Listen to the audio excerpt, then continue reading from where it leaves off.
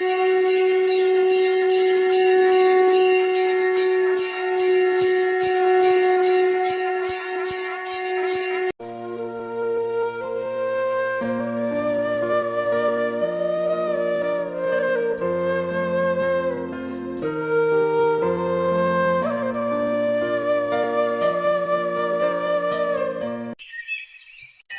जी भगवान शिव के अवतार हैं, ये बात तो हम सभी जानते हैं।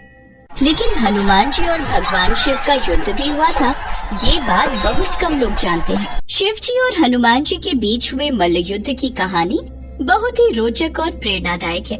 यह कहानी त्रेता युग के समय की है। एक बार जब प्रभु श्री राम ने अश्वमेध यज्ञ का आयोजन किया था, तब यज्ञ के अश्व को देवपुर के राजा वीरमणि के पुत्र रुक्मांगद ने रोक लिया और घोड़े को बंदी बना लिया। ये बात जब घोड़े की रक्षा कर रहे शत्रुघ्न को पता चली, तो उन्होंने देवपुर पर आक्रमण करने का निश्चय किया। शत्रुघ्न और राजा वीरमणि की सेना में भयंकर युद्ध छिड़ गया। हनुमान जी भी वीरमणि की सेना का संहार करने लगे। श्री राम के भाई भरत के पुत्र पुष्कल ने जब राजा वीरमणि को घायल कर दिया, तो उनकी सेना अपनी जान बचाकर भागने लगी। जब भगवान शिव ने अपने भक्त का यह हाल देखा, तो वे भी उनके पक्ष में युद्ध करने लगे। भगवान शिव को युद्ध करते देख शत्रुघ्न भी वहां आ गए। दोनों में भयंकर युद्ध होने लगा। भगवान शिव ने वीरमणि को पुष्कल से और नंदी को हनुमान जी से युद्ध करने के लिए भेजा। वीरमणि और पुष्कल का युद्ध 5 दिन तक चलता रहा। अंत में वीरमणि ने पुष्कल का वध कर दिया। ये देखकर शत्रुघ्न को बहुत दुख हुआ। शत्रुघ्न और क्रोधित होकर शिव से युद्ध करने लगे। उनका युद्ध 11वें दिन तक चलता रहा। अंत में भगवान शिव के प्रहार से शत्रुघ्न बेहोश हो गए। ये देख हनुमान जी स्वयं शिव जी से युद्ध करने लगे। मैं इतने दिनों से देख रहा हूँ, आप हमसे युद्ध कर रहे हैं, परंतु आप तो राम भक्त हैं, तो फिर हमसे युद्ध क्यों कर रहे हैं? जानते हैं कि महाराज प्रभु श्री रामचंद्र जी के यज्ञ का घोड़ा वीरमणि के पुत्र के पास है, और जब तक यज्ञ का घोड़ा हमें प्राप्त नहीं हो जाता, हम इस युद्ध को समाप्त नहीं करेंगे। वीर हनुमान, मैंने राजा वीरमणि को उसके राज्य की रक्षा करने का वचन दिया है, इसलिए मैं युद्ध करने के लिए बाध्य हूँ। मैंने राजा वीरमणि को वरदान दिया था कि मैं सदैव उसके राज्य की रक्षा करूंगा। फिर तो इस युद्ध का अंत कदापि नहीं हो सकता। मुझे और आपको ये युद्ध करना ही होगा। उसके बाद हनुमान जी और शिव जी के बीच भयंकर मल्ल युद्ध होने लगा। हनुमान जी ही तो स्वयं भगवान शिव का अवतार है, भला इस युद्ध का क्या अंत हो सकता था? दोनों ही समान थे, दोनों में ही अपार शक्ति और पराक्रम था, और इसलिए दोनों युद्ध करते रहे। हनुमान जी के पराक्रम को देखकर शिव जी बहुत प्रसन्न हुए और उन्होंने हनुमान जी से वरदान मांगने को कहा। हनुमान, तुम अति बलशाली और पराक्रमी हो। मैं तुम्हारे पराक्रम को देखकर अति प्रसन्न हूँ। मांगो, तुम क्या वरदान मांगते हो? प्रभु, यदि आप मुझे वरदान देना ही चाहते हैं, तो इस युद्ध में भरत के पुत्र पुष्कल मारे गए हैं और शत्रुघ्न भी बेहोश हैं। मैं द्रोणगिरि पर्वत पर संजीवनी औषधि लेने जा रहा हूँ। तब तक आप इनके शरीर की रक्षा कीजिए। मैं शीघ्र ही बूटी लेकर आ जाऊंगा। चिंता मत करो हनुमान, तुमने जैसा कहा है वैसा ही होगा। जाओ और बूटी लेकर शीघ्र लौटो। शिव जी ने हनुमान जी को वरदान दे दिया। इधर हनुमान जी तुरंत द्रोणगिरि पर्वत आए और संजीवनी औषधि लेकर पुनः युद्ध भूमि में आ गए। उस औषधि से हनुमान जी ने पुष्कल को पुनः जीवित कर दिया और शत्रुघ्न को भी स्वस्थ कर दिया। उसी समय श्री राम भी युद्ध भूमि में आ चुके थे। वीरमणि, यज्ञ का घोड़ा प्रभु श्री राम को लौटा दो। जो आज्ञा प्रभु। हे शिव शंकर, मैं जानता हूँ आपने ये युद्ध क्यों किया। जिस तरह से मैं भी मर्यादा में रहता हूँ, आपने भी अपनी मर्यादा का पालन किया। आपने वीरमणि को दिए हुए अपने वरदान का मान रखा और युद्ध में उसकी सहायता की। देखा महादेव, प्रभु श्री राम के नेत्रों से कुछ भी नहीं छिपा है, तभी तो इन्हें मर्यादा पुरुषोत्तम श्री राम कहकर पुकारते हैं। श्री राम चाहते तो कोई भी उनके घोड़े को बंदी नहीं बना सकता था, परंतु प्रभु श्री राम स्वयं मर्यादा का ही पालन करते हैं, इसलिए ये सब लीला रची गई। वीरमणि का प्रणाम स्वीकार कीजिए प्रभु। हमसे जो भी भूल हुई है उसके लिए हम क्षमा प्रार्थी हैं। ये रहा आपका घोड़ा, अब आप इस घोड़े को ले जाइए और अपना यज्ञ पूरा कीजिए। वीरमणि ने यज्ञ का घोड़ा प्रभु श्री राम को लौटा दिया और फिर इस तरह वह युद्ध समाप्त। ये बात रामायण काल के उस समय की है जब प्रभु श्री राम ने सागर पर सेतु का निर्माण करने से पहले भगवान शिव जी की पूजा करने की सोची। दरअसल शिव को भगवान राम अपना आराध्य देवता मानते थे। फिर उन्होंने निश्चय किया कि वो सागर के संगम पर भगवान शिव के शिवलिंग की स्थापना करेंगे। इस विचार के साथ श्री राम ने हनुमान जी से कहा, हनुमान, तुम अभी काशी जाओ और शिव जी से एक उत्तम ज्योतिर्लिंग शुभ मुहूर्त में ले आओ, नहीं तो मेरा ये मुहूर्त निकल जाएगा। जो आज्ञा प्रभु। श्री राम की आज्ञा पाकर वीर हनुमान राम नाम का जप करते हुए हवा में उड़ते हुए काशी के लिए निकल गए और कुछ ही देर में काशी पहुंच गए। प्रणाम महादेव। हनुमान, आज काशी कैसे आना हुआ? फिर हनुमान ने उन्हें सारी बात बताई। महादेव ने भी राम काज के लिए बिना विलंब किए हनुमान जी को 2 शिवलिंग प्रदान किए। शिवलिंग लेकर हनुमान हवा में उड़ते हुए भगवान श्री राम की ओर प्रस्थान करने लगे, लेकिन उन्हें आने में काफी देर हो गई। ये हनुमान कहाँ रह गए? शुभ मुहूर्त बीता जा रहा है। शुभ मुहूर्त बीत न जाए इस कारण श्री राम ने बालू से ही शिवलिंग बनाकर तैयार कर लिया और सेतु के एक छोर पर स्थापित कर दिया और सभी ऋषि मुनियों का पूजन कर उन्हें विदा कर दिया। उधर से शिवलिंग लेकर लौट रहे हनुमान जी ने जब ऋषि मुनियों को लौटते हुए देखा तो हनुमान ने उनसे पूछा, हे ऋषिवर, आपकी पूजा किसने की? हे हनुमंत, श्री राम जी ने शिवलिंग की आराधना और स्थापना कर हम लोगों की पूजा की है। क्या शिवलिंग की स्थापना? हाँ, बालू के बनाए हुए शिवलिंग की स्थापना। क्या बालू के शिवलिंग? इसका मतलब प्रभु श्री राम ने व्यर्थ ही मुझे काशी भेजा और शिवलिंग लाने को कहा। ये बात जानकर हनुमान जी बहुत क्रोधित हुए और क्रोधित होकर हनुमान जी श्री राम के पास पहुँचे, जहाँ क्रोध में आकर दोनों पैरों को जोर से जमीन पर पटका और श्री राम से कहने लगे, हे प्रभु, आपने मेरा उपहास क्यों किया? यदि आपके मन में बालू से ही शिवलिंग बनाना था तो मुझे बेकार ही क्यों काशी भेजा? ये देखो, मैं काशी से 2 शिवलिंग लाया हूँ, एक आपके लिए और एक अपने लिए। अब मैं इनका क्या करूँ? आपका कहना सत्य है हनुमान, किंतु शुभ मुहूर्त बीता जा रहा था और इसके अलावा हमारे पास कोई उपाय नहीं था। अच्छा, फिर भी तुम चाहते ही हो तो मेरे पास एक उपाय है। अगर तुम मेरे द्वारा बनाए हुए शिवलिंग के बालू को अपनी पूंछ से उखाड़ कर फेंक दो तो मैं तुम्हारे द्वारा लाए हुए काशी के शिवलिंग को यहाँ पुनः स्थापित कर दूंगा। बस ये काम तो मेरे बाएं हाथ का है। अभी देखिए प्रभु, आप मेरा कमाल।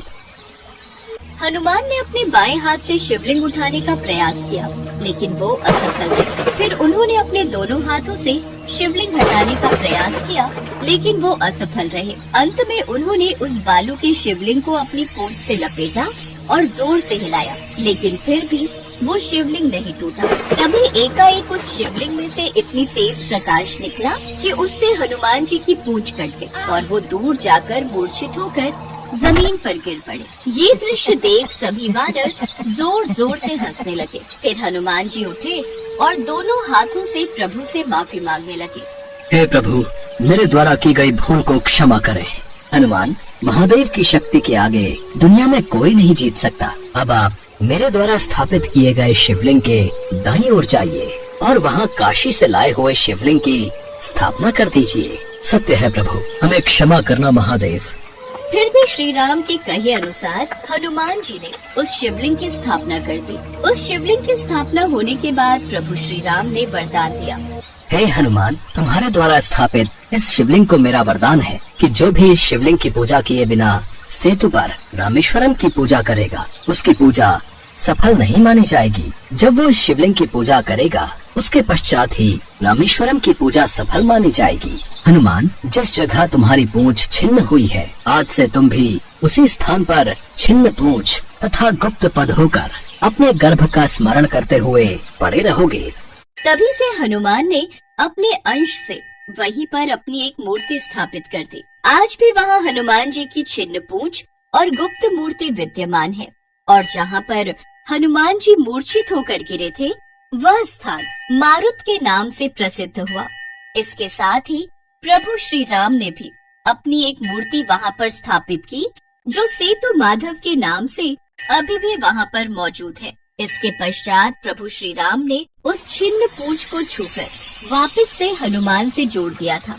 ऐसी भी मान्यता है कि पूंछ से लपेटे जाने के कारण रामेश्वरम का मस्तक कुछ दब गया था। तब से वो शिव मस्तक अभी भी वैसे ही चपटा है। रामेश्वरम हिंदुओं का एक पवित्र तीर्थ है। यह तमिलनाडु के रामनाथपुरम जिले में स्थित है। यह तीर्थ हिंदुओं के चारों धामों में से एक है।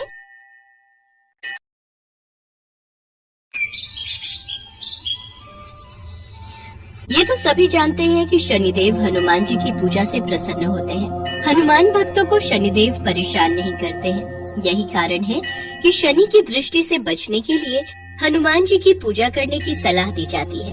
पर शनिदेव और हनुमान जी आपस में मित्र कैसे बने, इसके पीछे बहुत सी कथाएं प्रचलित हैं। उन्हीं में से प्रचलित एक पौराणिक कथा के अनुसार एक बार शनिदेव को अपनी शक्ति पर अहंकार हो गया। शनिदेव को लगने लगा कि उनसे शक्तिशाली कोई भी नहीं है। उनकी दृष्टि मात्र से ही व्यक्ति के जीवन में उथल पुथल शुरू हो जाती है। शनिदेव इसी घमंड में चूर होकर भ्रमण पर निकले। तभी उनकी दृष्टि हनुमान जी पर पड़ी। उस समय हनुमान जी अपने प्रभु श्री राम की साधना में लीन थे और राम नाम का जप कर रहे थे। राम राम राम राम राम। भगवान श्री राम की भक्ति में डूबे हनुमान जी को देख शनिदेव ने उन पर अपनी वक्र दृष्टि डाली, लेकिन हनुमान जी पर कोई प्रभाव नहीं हुआ। इससे शनिदेव क्रोधित हो गए। उन्होंने हनुमान जी को ललकारा, ए वानर, देख तेरे सामने कौन खड़ा है। हनुमान जी ने शनिदेव पर कोई ध्यान नहीं दिया और अपनी भक्ति में लीन रहे। शनिदेव ने सभी प्रयास कर लिए, लेकिन हनुमान जी पर कोई प्रभाव नहीं पड़ा। तो शनिदेव का क्रोध 7वें आसमान पर पहुंच गया। तनाव और गुस्से में आकर शनिदेव ने एक बार फिर प्रयास किया और बोले, ए वानर, आंखें खोल। मैं शनिदेव तुम्हारी सुख शांति को नष्ट करने आया हूँ। इस संसार में ऐसा कोई नहीं जो मेरा सामना कर सके। क्या तुम मुझ जैसे शक्तिशाली को देखकर बिल्कुल भी विचलित नहीं हो रहे? तुम मेरी शक्तियों को नहीं जानते हो। शनिदेव को ये विश्वास था कि ऐसा करने से हनुमान जी भयभीत हो जाएंगे और क्षमा मांगेंगे, लेकिन ऐसा कुछ भी नहीं हुआ। बहुत प्रयास करने पर हनुमान जी बहुत ही सहज भाव से बोले, महाराज, आप कौन हैं और इस तरह से कोलाहल करके मेरी पूजा में विघ्न क्यों डाल रहे हैं? मैं तुम्हें अपना परिचय पहले ही दे चुका हूँ, पर शायद तुमने ध्यान नहीं दिया। अब तुम्हें इसका दंड अवश्य मिलेगा। मैं अभी इसी समय तुम्हारी राशि में प्रवेश करने जा रहा हूँ, तब समझ में आएगा कि मैं कौन हूँ। हे शनिदेव, आप कहीं और जाएं और मुझे अपने प्रभु का स्मरण करने दें। कृपया करके मेरी साधना में विघ्न उत्पन्न करने की चेष्टा न करें। हनुमान जी की ये बात सुनकर शनिदेव का क्रोध और बढ़ गया। उन्होंने हनुमान जी की भुजा पकड़ ली और अपनी तरफ खींचने लगे। हनुमान जी को लगा जैसे उनकी भुजा को किसी ने दहकते अंगारों पर रख दिया हो। उन्होंने तुरंत एक झटके से अपनी भुजा को शनिदेव की पकड़ से छुड़ाया। इसके बाद शनिदेव ने विकराल रूप धारण कर उनकी दूसरी बाह को पकड़ने की कोशिश की तो हनुमान जी को भी क्रोध आ गया और उन्होंने अपनी पूंछ में शनिदेव को लपेट लिया। मैंने आपसे कहा था कि आप मेरी पूजा में विघ्न न डालें, पर आपने मेरी बात को नहीं सुना। अब जब तक मैं प्रभु श्री राम की आराधना करता हूँ, तब तक आप मेरी पूंछ से बंधे रहेंगे, ताकि आप मेरी पूजा में विघ्न न डाल सके।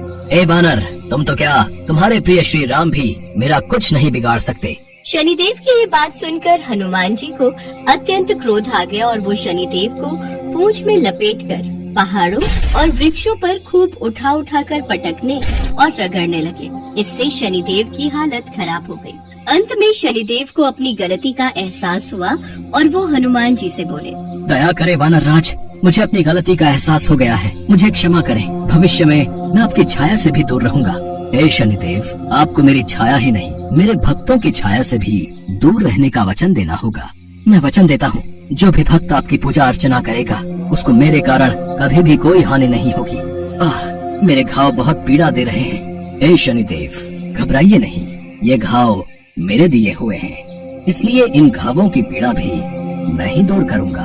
आप यहाँ विराजिए, मैं आपके घावों पर ये सरसों का तेल लगा देता हूँ, इससे आपके घाव बिल्कुल ठीक हो जाएंगे। हनुमान जी ने शनिदेव के घावों पर सरसों का तेल लगाया, जिससे शनिदेव को आराम मिला और देखते ही देखते उनका पूरा दर्द खत्म हो गया।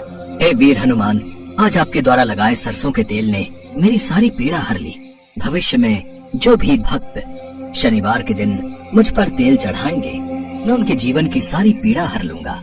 मुझ पर शनिवार को तेल चढ़ाने वाले भक्तों के जीवन के सारे दुख दूर हो जाएंगे। अपने मित्र शनि की भूल को क्षमा कर दीजिए, मैं आपको अपने हृदय से लगाना चाहता हूँ। हनुमान जी मुस्कुराए और शनिदेव के हृदय लग गए। उसी दिन से शनिदेव और हनुमान जी में मित्रता हो गई। तब से शनिवार के दिन शनिदेव पर तेल चढ़ाने की परंपरा बन गई। शनिवार के दिन हनुमान जी की पूजा का भी बहुत महत्व है। कहा जाता है कि शनिवार के दिन हनुमान जी की पूजा करने से शनिदेव प्रसन्न होते हैं और भक्तों पर हनुमान जी और शनिदेव दोनों की कृपा बनी रहती है।